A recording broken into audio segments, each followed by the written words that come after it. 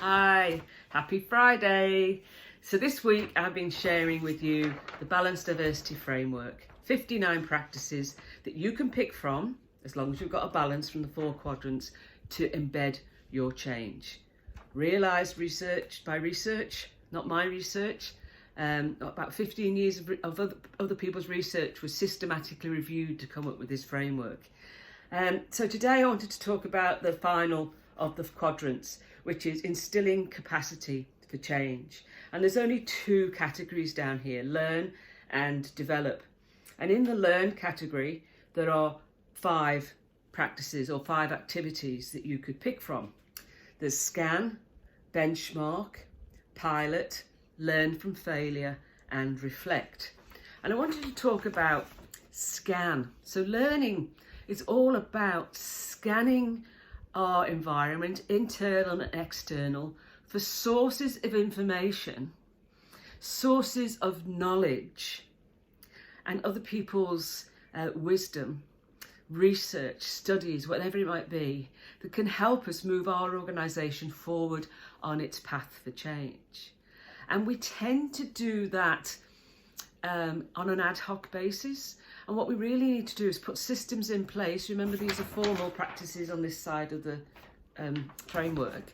Systems in place that make sure we scan on a regular basis for sources of information to take the organisation forward, and make sure that all those sources of information are available and accessible to everyone in all of our employees in our organisation.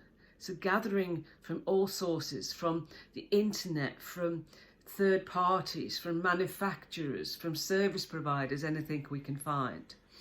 So that's scan, learn from failure. I mean, that's a key one. And we all talk about it. And so often, you know, we get to the end of a project or a change and we're supposed to do the lessons learnt, and we're so pressured to get on with the next change that we never do it.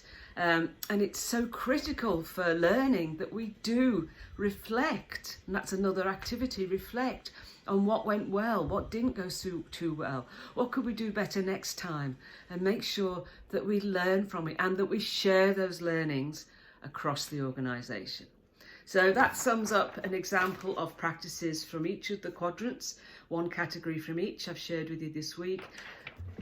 Get your hands on a copy of Balanced Diversity, a portfolio approach to organisational change. There's a whole programme that can be run in your organisation based on what's in this book as well. Talk to you next week. Bye.